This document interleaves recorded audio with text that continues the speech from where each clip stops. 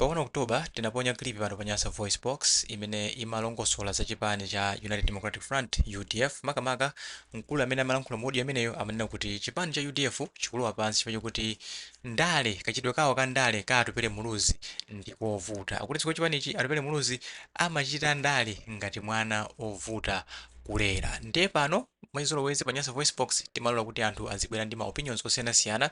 Ndiye lero mkulu wina wabwera poyera akufuna kuyankha audio imeneyi kunena kuti iyayi chipani cha UDF sichikulowa pansi chifukwa kuti ndale zimene amachita Atupele Muluzi ndi ndale zovuta zokhala ngati mwana ovuta kulera. Chipani cha UDF ngati chikulowa pansi kumalephera masankho chifukwa chakuti chidachitidwa capture nthawi imene Atupele Muluzi anali asanayambe ndale. Tete limodzi timvere mkulu amene kuti akutanthauza akamena kuti chipani cha UDF chinachitidwa capture way before Atupele Muluzi adayamba ndale. Ndipo akamaliza timati mutuze maganizo anu in the comment section below pompano pa Nyasa Voice Box.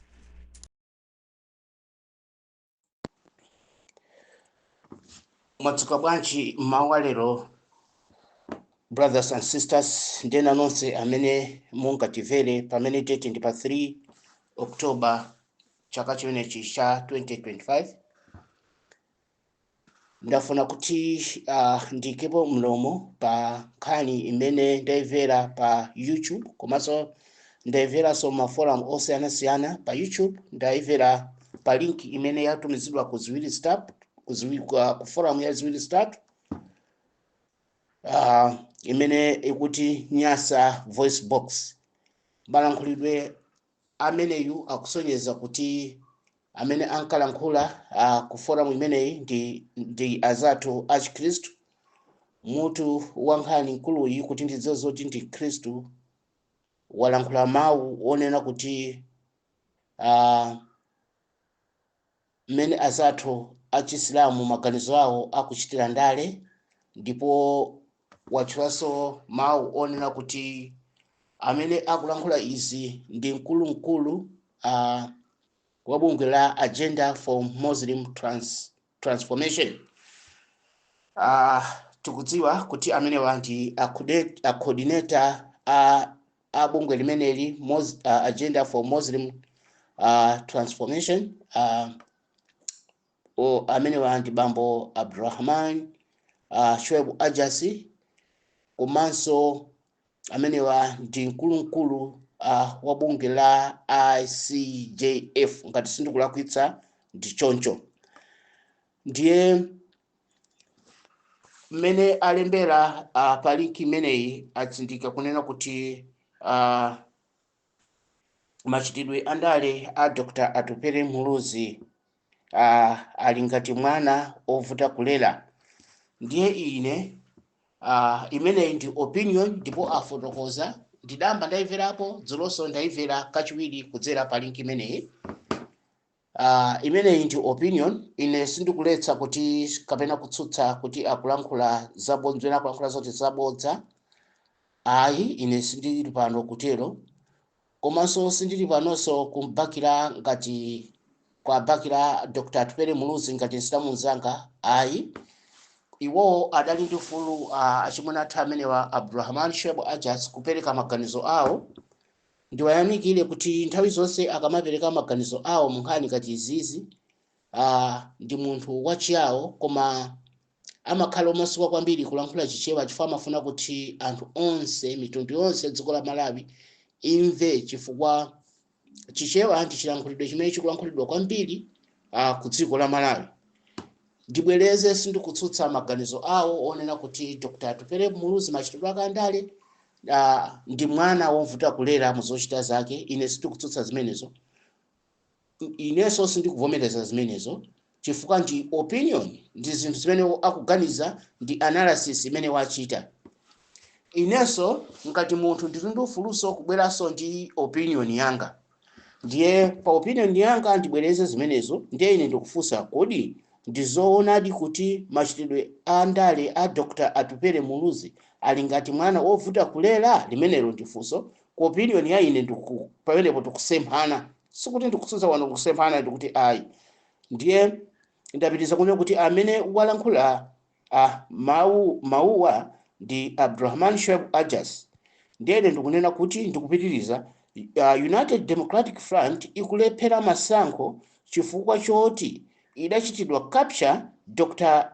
Atupele asadayambe ndale. Chifukwa emphasis yonse imene amene mwamverera clip imeneyi ya Abdulrahman Sheikh Ajas afotokoza mwatsatanetsatane zimene zapangitsa kuti afike conclusion kuti chipani cha UDF chikulephera chifukwa chitsogozedwa ndi mwana amene ali ovuta kulera, ali ngati ovuta kulera afanizira. Mawuwa kwa ine ndaona kuti ndi mawu amwano, ndi mawu antudzu, ndi mawuso aphuzo kapena kuti otukwana kumbali ina. Koma ndisafike pamenepo, choyambirira ndi nkhani yoti imene ndayika kunena kuti UDF ikulephera masankho chifukwa choti idachitidwa capture Atupele Muluzi asadayambe ndale. Nkhani yakulu kwa ine, emphasis yanga ni yagona pa capture, kuti UDF idachitidwa capture.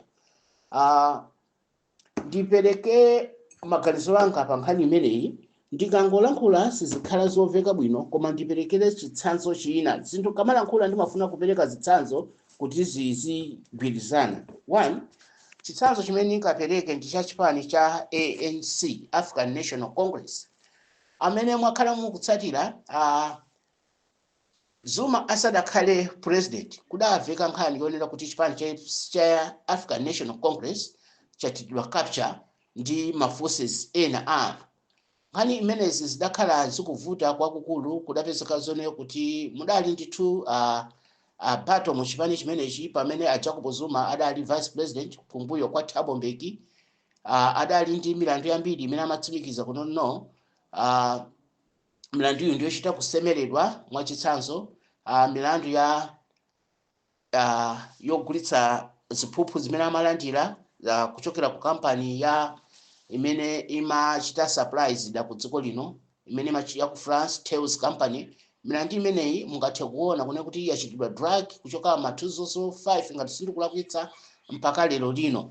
Komanso padali milandu imene adadzapezeka nayo imene amati ya rape mtsikana wina wake amene adawakasumira ndipo adavomera kuti adachita naye chiwerewere, ndiye koma chidali chiwerewere chabwino sidali rape. Ndiye tingathenso kuona kuti mufufuze mu nkhani zimenezi kunapezeka kuti kudali ngati sindikulakwitsa bambo ena amene adali akuluakulu aku polisi ku intelligence, Richard Muyuli, amene adapha munthu wina chifukwa choti adatenga mkazi amene ankachita nayo chibwezi. Nkhani zimenezi zidakhala zikubakiridwa ndi akuluakulu ANC, ndiye padakhala pakuchitika zinthu zambiri zosiyanasiyana zimene anthu ena amachita conclude kuti nkhani izizi zikulephera ku court kuti zilongosoke kapena kuti anthu azifufuze bwino chifukwa chonena kuti ANC idachitidwa capture. Amene wadali maganizo a anthu, koma zonsezi anthu adali akutsutsa. Taonanso ku nkhani ya ANC, president yathu amene alipo lero a dziko la South Africa, Ramaphosa, kunena kuti nawonso musofa mwawo mudapezeka kuti kuli ndalama ku nyumba kujeni ku famu yawo, ndalama zoposa $500,000 zimene tingathe kuona kuti akafukufuku onse a National Prosecuting Authority ya kuno ku South Africa, komanso a Reserve Bank ndi ma agents osiyanasiyana adafufuza, koma nkhani zonsezi zidapezeka kuti awachitakiriye Ramaphosa ngakhale kuti ndalama zimenezi zidapezeka musofa mwawo. Ndiye tingathe kuona mu zinthu ngati zimenezi zimene anthu ena amene no this government makamaka chipani cha ANC chidachitidwa capture ndi ma forces ena zonsezi anthu adakhalabe akutsutsa. Ndiye pano kwatuluka General Mkhwanazi amene wakhala atachita expose tsopano kunena kuti no atsogoleri awa adachitidwa capture kuyambira kalikale. General Mkhwanazi amene ndi mkulunkulu wa polisi ku Durban, KwaZulu-Natal, ndiye ali ndi timu ya anthunso anzake nawo a polisi imene akufotokozera ku Commission of Inquiry, mmene ngati iye adachitidwa suspend ali ngati mwana wa ntchito, atalowa kumene ngati commissioner koma ali wang'ono, komanso mene ma ministers amakhala kumuyitanira ndi kumuwuza kuti don't do this pamene ankakana, at the end anachitidwa suspend. Komanso mmene idadzathetsedwera bungwe la zofufuzafufuza la crime intelligence poona kuti mukufufuza kwawo ndi zikukhudza kwambiri anthu andale. Komanso wanenaponso nkhani ya madocket 121 amene adatsekedwa kunena kuti no nkhani izi zisafufuzidwe. Ndiye ndi information imene ili yopsa kwambiri onera kuti last week pamene ndimalankhula ndi wina wake pamene ine ndidadzachita conclude kuti ambiriwa ulendo wachina season chuni awawa ndi maliro amene wa minister adala minister paka dali panopa adapatsidwa suspension kuti awa akhala ngati maliro amene akuyenda koma ali amoyo. Taona dzana ali munthu wina amene amakhudzidwa munkhani ngati zimenezi Nathi Mthethwa amene ndi adali akhalapo ngati cabinet minister ya polisi, komanso adali ku France ngati ambassador amene wagwera kuchoka pa floor hotel pa floor 20 floor number 22 kukafika pansi kumwaliliratu. Ndipo ma authorities aku France atafufuza nkhani iyi aona kuti no it looks like a suicide chifukwa sadapeze china chilichonse kuti mulumumo padali kukangana kuti adali ndi munthu wina achita view ma cameras ndikuona kuti no plus message imene adadza lembera mkazi wake akulu amene yotsazika. Ndiye all in all panopa pamene anthu atsimikiza kuti no chipani cha ANC ndi boma lathu la South Africa lidachitidwa capture. Amenewo ndi madot amene ndimafuna kuti tikumbutsane. Ukuku cholinga changa ndi kuchita draw picture kuti ndikamanena kuti chipani cha UDF chidachitidwa capture kalekale. Nchifukwa chake Dr. Tupele Muluzi zakhala zikumuvuta koma sikuti iye zikumuvuta kuti akhale mtsogoleri kuti anthu amsankhe kukhale mtsogoleri chifukwa chionera kuti ndi mwana wovuta kulera pamenepo tikusemphana 11 minutes. Ndikubwera ndi nkhani ya akulu amenewa. Choyambirira tichidziwe chimene chidapangisa chipani cha UDF kuti chigwe pasi. UDF idachitidwa capture ngakhale asadachitike masankho a 2004. One amene adachita capture chipani cha UDF ndi akatolika. Mukati mukumbukire bwino mu chaka cha 2002 akatolika adachita zotheka zonse kuona kuti United Democratic Front kutsogozedwa ndi Islamu ndiye Chisilamu chidakhala ngati threat kwakukulu zedi kumbali ya katolika kuti chidzachita overpower. Ndiye padali bungwe limene linadzabwera limene linkafuna kuti litukule dziko la Malawi kumbali ya maphunziro, ndipo they were committed kuti amange ma learning centers over 500. Ndiye munthawi iyi kudabwera ndalama zokwana 98 million US dollars. Unfortunately akatolika adadziwa nkhani iyi poona kunena kuti 500 learning centers plus ndalama zimene zabwerazi apa tikunena gulu la Prince Sultan anaganiza zochita zolipaka bodza kuti anthu awa ndi gulu la Al-Qaeda. Mukukumbuka munthawi imeneyi dziko la United States modzogozedwa ndi mtsogoleri wawo George Bush ndi ulendo wachina Donald Rumsfeld adali pa nkhani yonena kuti imene imatchedwa kuti war on terror. Ndiye adasakadza kwambiri adononga kwambiri maiko a dziko lapansi makamaka dziko la Chisilamu. Ndiye akatolika atadzapaka bodza limeneli atadzaliveka Dr. Bakiri Muluzi adali ali kunja. Ndipo Dr. Bakiri Muluzi adawuzidwa kuti kuno kutagwira anthu omwe ndi achifwamba. This was kuchita hijack now the system ya government chifukwa chionena kuti anthu awawa ndi Asilamu. Cholinga chidali choti Dr. Muluzi achoke kapena kumchita force kuti amene akubwere pambuyo pa akhale ndani akhale Khristu. Succession chifukwa nthawi iyi malamulo samamulola, ndiye kuti amene angabwere akhale Khristu pasakhalenso Msilamu. Imene idali mission ya katolika imene ndithu mission imeneyi idayendera chifukwa Dr. Bakiri Muluzi adafusidwa adadzavomereza za nkhani imene isadakane. Anthu awa adagwidwa ndalama zidabedwa anatsekeredwa kupita ku Zimbabwe, anthu ena adachita zosiyana-siyana. Tidonanso MAM as organization, this Mossad organization imene kusogozedwa ndi Matemba idachita back boma la nthawi limene la Dr. Bakili Muluzi mpaka anthu aja adapitidwa adachosedwa mdziko. Mwamwayi koma tsoka kwa ife ngati Amalawi ngati Ziga, anthu aja ku US alene kuti no anthu awa ndi anthu ma missionaries, these are Islamic missionaries, amangodzigwira ntchito yawo. Ma newspapers aku Malawi adakhala kunena kuti timaona anthu enawa magwiridwe awo azintchito ankachoke uko kuti azikachita kuno ma project koma chikhaleni icho kuno ntchito imene akugwira kuno ku Malawi akutsekula ma restaurant, akutsekula ti makantini, kumeneko kudali kuwayipitsa mbiri. Nde pachifukwa ichi zidapangitsa kunena kuti Dr. Bakili Muluzi now padali mkumano ndi a Roman Catholic omchita force kunena kuti chipani cha UDF mtsogoleri akhale Mkhristu osati Islam. Munthawi imene ya Roman Catholic adesetsaso chochita zotheka zonse kuyikanira kuti no agwanda achakwamba nawo akhalenso ndi akhalenso amphamvu ku chipani kawo, komanso adachitanso chotheka kuchitanso support Brown James Mpinganjira amene adayambisa chipani chawo cha National Democratic Alliance. Mu 1999 UDF idadzapeza aphungu ngati situ wakuitsa close or over 90, close to 90 or over 90 mu 1994.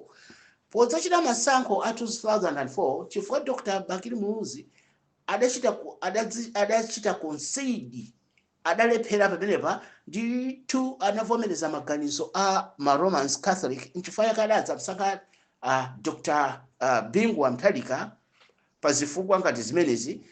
Chipani cha UDF chidakhala ngati chasokonekera chifukwa cha formation ya chipani cha nda kuti kudabwera chipani chimenechi cha Brown James Mpinganjira ndi mphamvu za Roman Catholic, ndiye kudapezeka kuti lomwe belt ndi mbali ina Southern region adasintha adadzavotera kwambiri Brown James Mpinganjira, ndipo chipani chimenechi cha nda chidapeza mavoti oposa 9% komanso chidapezerapo aphungu ochuluka. United Democratic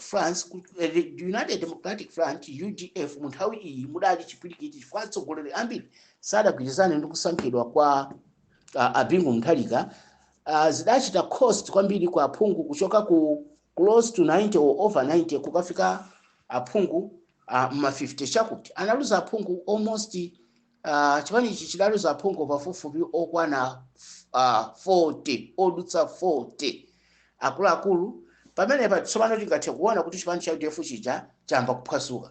Now comes masankho a 2009 kudapezeka kuti Dr. Bakili Muluzi chifukwa 2004 idadzakana ndi parliament chifukwa cha mavoti anthu atatu amene amanena kuti no sitinganene kuti tikhale ndi open term ya Dr. Bakili Muluzi. Awa adali ulendo wa Samu Mpaso, Dr. Kasim Chilumba ndi Yusuf Mawa amene adakanitsitsa kuti no, this is disaster. Open term tidzakhala ndi anthu ena amene adzakhala akuchita nkhanza, ndiye zidzakhala bwino, koma tiyeni titsate democracy 5 years 10 years munthu apume. Ndiye mu 2009 anthu ena force ina ku UDF idabwera idzachita capture Dr. Bakili Muluzi. Tsopano ndikuwuza kuti bwana muyimaso apa tikunena ulendo mamembala amene adali mzipanimo ndicholinga amene adadzisandutsa kukhala ngati ma shoe polishers, ndicholinga choonera kuti bwana awa tikachita tikawuza kuti muyimaso ndiye kuti ife tidzakhala ndi maudenda abwino, ma cabinet ministers tidzakhala tikupeza be maulemerero ochuluka mboma. Nkhani iyi Dr. Bakili Muluzi adachitidwa convince ndipo adavomera ndipo adanena kuti no tipeza maloya amene akachita fight nkhani iyi court.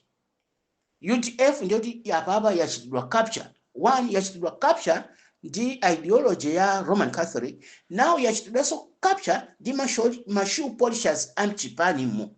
Munthawi iyi Dr. Atupele Muluzi adali mwana, he is silent. Sakuchitidwa gurumu mchipani pamene putigwirizane pamenepo, he is silent. Dzina lake lilishete. Nkhani imene idapezeka kuti pa nthawi pamene ankaganiza kuti masankho awandikira, nkhani idapita ku court lidalesa Dr. Bakili Muluzi kuti simuyenera kuti muyimire, malamulo constitution ikukana. Now zidapangisa Dr. Bakili Muluzi chifukwa zachitika mwadzidzidzi mwina chifukwa cha mkwiyo sanaganize kuti chipanichi asili munthu wina, koma chimene anaganiza ndikutenga chipanichi kukachipereka ku Malawi Congress Party, mgwirizano ndi Malawi Congress Party. Ndi mgwirizano umene udali wapakamwa, padalibe pepala lina lililonse limene adasayinirana ndi John Tembo, padalibe. Mungathe kuona kuti these were decisions amene amachitidwa chifukwa cha kupsa mtima. Sanaganizire kunena kuti kodi pa magazi amene tikuchita awoti timenso nanga khoti tilikatadzakana kunena kuti ife tisayimire tidzachita chiyani.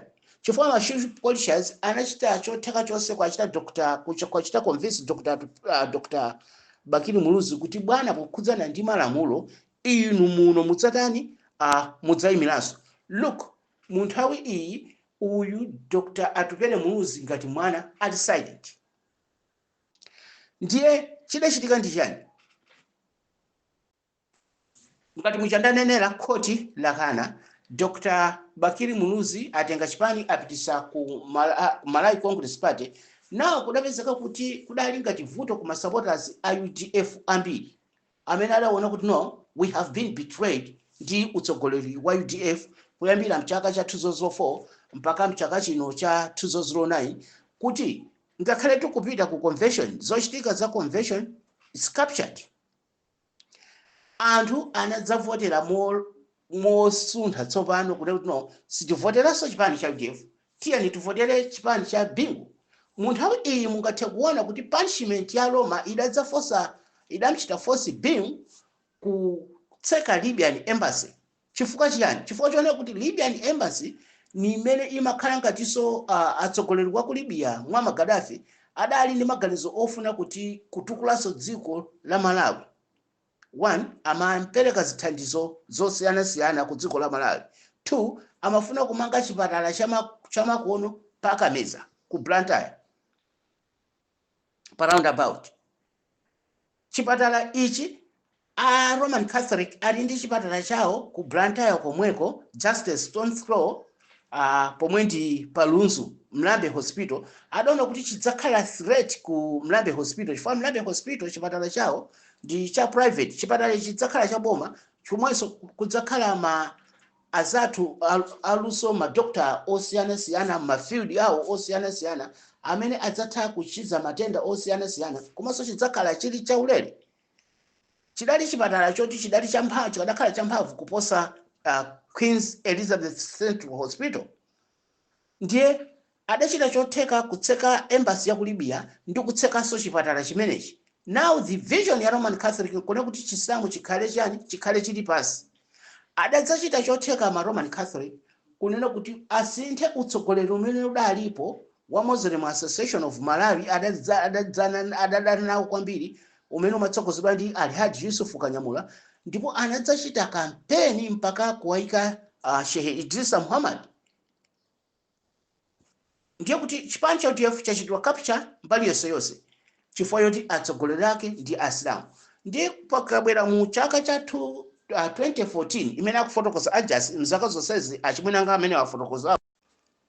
Mu 2014 ni pamene pali adzabwera maganizo aja tsopano ena amene adachita capture amene adatsalira mchipani mu mashu politicians one kuti tichira bwanji oti khalebe okondedwa kwa Dr. Abakili Muluzi titenge mwana wawo Dr. Atupele Muluzi akhale mtsogoleri wa chipani cha UDF.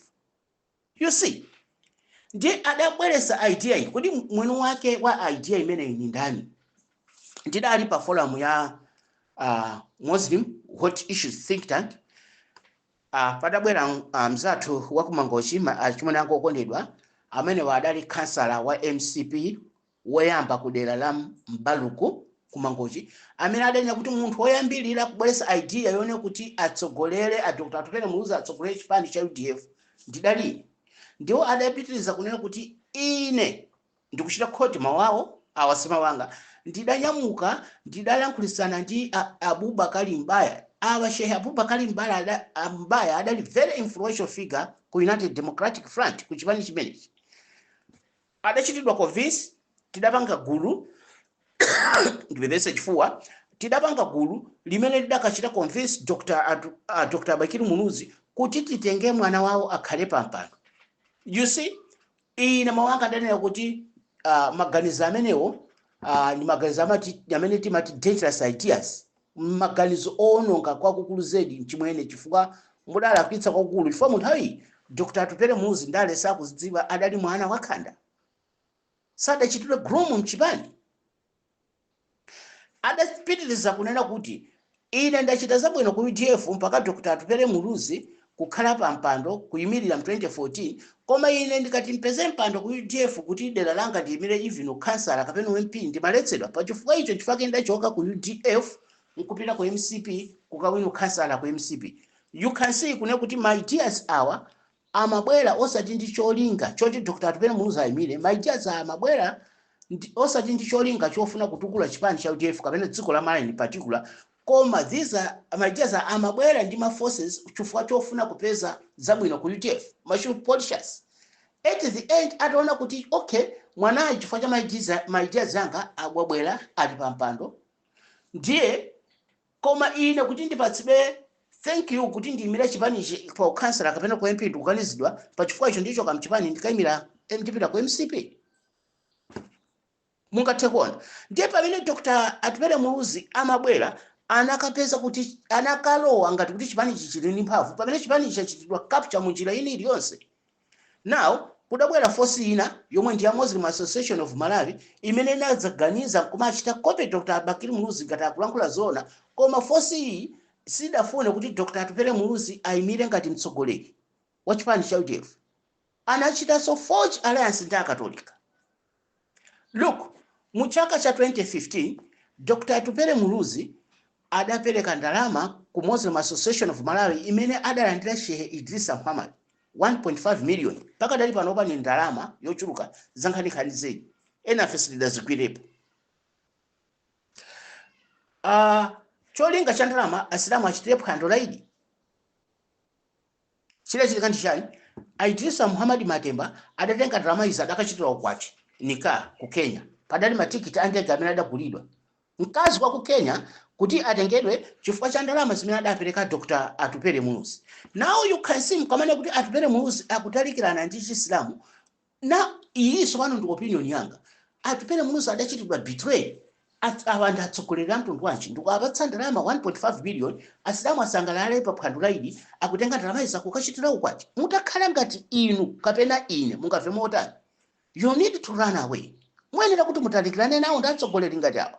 Kodi nkhani ndiyoona kafuseni aujeni atoye Bulayi kafuseni Ali Kennedy kafuseni Mufti nkhani imene ilipo kapena pitani ku page ya Nyasa Times nkhani imene ilipo. Dr. Abene wa Sheikh Idrisa Muhammad adapepesa. Now comes masankho a 2019 pamene uyu Dr. Atupele Muzi adayimira ngati chipani cha UDF kukabwera aje sopano achabulika kutsogozana ndi Idrisa Matemba Muhammad ndikubwera nkukadinda chidindo D. Ife tikuchita endorse Professor Peter Mutharika situkuchita mwana uyu Atupele Muzi ngosamva mawu aje asopano ndi wa mwano ni mwana ovuta kuleredwa uyu asawine ngati Islamu. Kodi pamene patinganene kunena kuti mwanayu Dr. Atupele Muzi sakuthandale? No, ndale ni mwana wa ndale zabwino. Komanso mbali ina idadzachita backfire kwa Katolika. Chifukwa chone kuti apa ndi kuti idachita backfire kwa Katolika chifukwa ngati pali mtsogoleri wina amene wagwira bwino ntchito ku dziko la Malawi sindikunena ngati Islamu koma izi zinthu zachilungamo. Simukanene oposa Dr. Atupele Muzi. Mutramu chifukwa wagwira ntchito mboma mu maunduno osiyanasiyana koma sadabemo ngakhale seti imene ndi achievement yayikulu.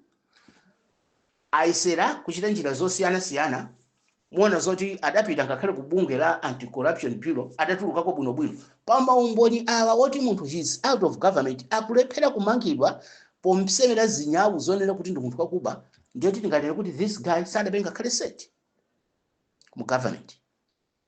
Ndiye izizi ndi zinthu zina zimene zidadzachita backfire.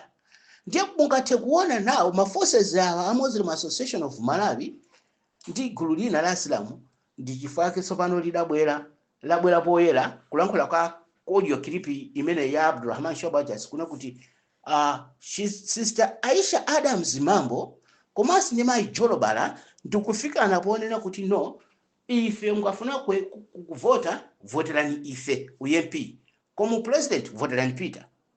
Aisha Adams Mambo mungathe kuona kuti ndi mayi amene alosamika. Ndibwereze, Aisha Adams Mambo ndi mayi amene alosamika pa zabwino zimene asilamu azake amchitira. One, ntchito yake yoyamba ndi ku Radio Islam. Padali pofuta kuti akagwire ntchito ku ma radios kapena ku za journalism, ku ma stations amene akuchitidwa run ndi azathu achikatolika kapena azipembedzo zosiyanasiyana. A Radio Islam adamkoka kukhala nayo pasi, anamchita polish kumuyika ndithu pa mapu bwino kuti no, here you are. Adakafusira ntchito ku chipani cha UDF, adamulola chipani cha UDF come. Chidampasa ntchito kudzapasa ntchito yabwino yomwe ndi UMP.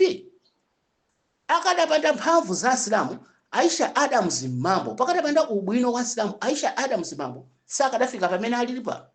Koma pa nthawi yoti achitire zabwino Asilamu zake akuti iyayi ine Asilamu ndanchitira zabwino, koma ineyo ngati president wa azimayi ku chipani cha UDF musavotere Dr. Tupele Muluzi chifukwa ndikunziwa ndi mwana wovuta kulera, voterani Peter.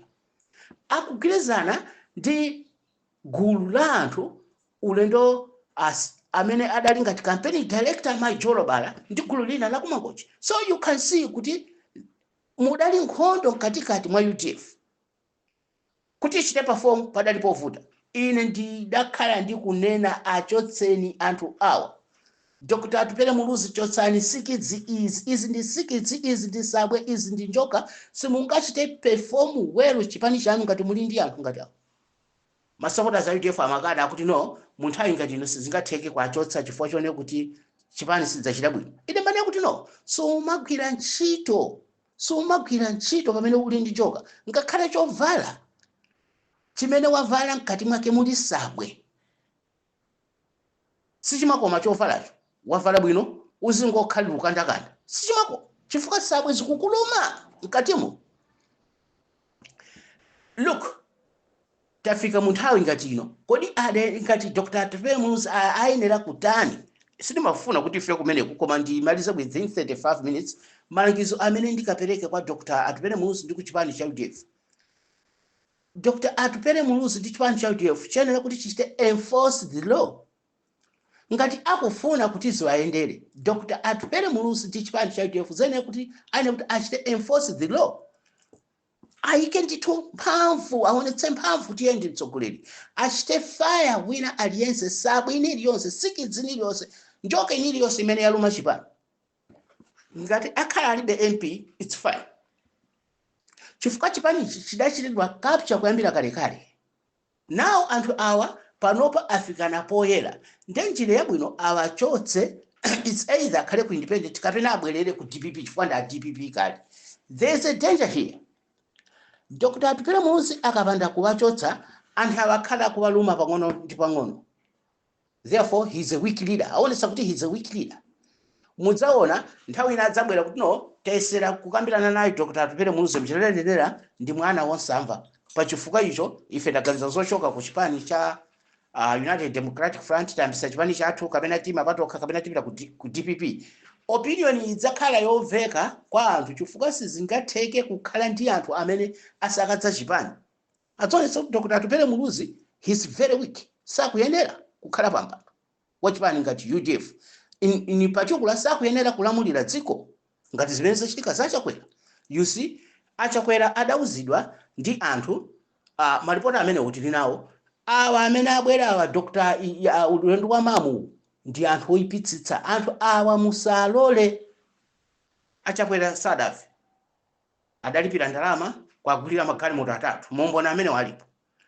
Ajira limodzi ndalama nuna ndiwachina Shehe Idrisa Muhammad, ndalama zamsa okumaka njira. Atauzidwa kuti anthu awa ni njoka.